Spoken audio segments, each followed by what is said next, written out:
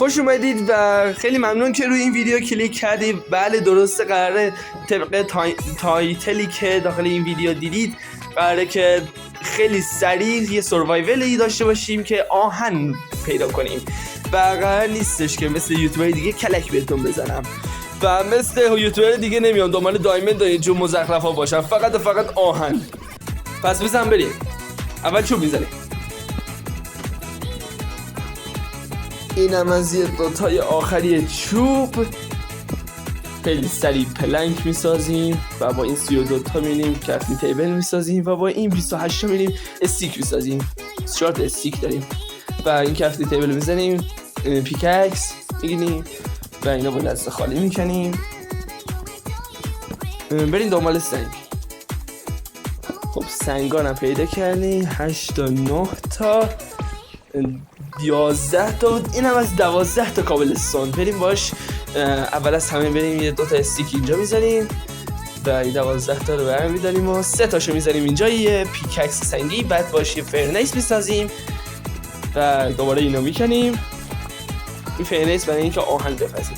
حالا باید دنبال یه جایی باشیم که اگه کندیمشو به ارتفاع پایین رسیدیم احتمال پیدا کردن آهن باشه. و اینکه من یه حسی بهم میگه که اینجا قرار آهن باشه و خیلی سریع بگم اینجا رو میکنیم و میریم جلوتر که بریم دنبال آهن. یه خورده جلوتر میکنیم، بعد بریم تو ارتفاع پایین. مختصاتش امیدوارم درست بشه و اینکه بزن بریم.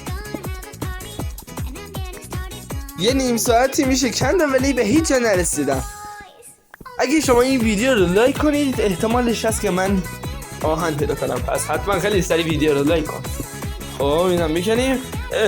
لایکای شما باعث شد که من آهن پیدا کنم. با بنازم یکی نه 2 تا. با بنازم دو رفتش مهم نیست، مهم اینه که با آهن رسیدیم. خب من این چوب بزنم اینجا.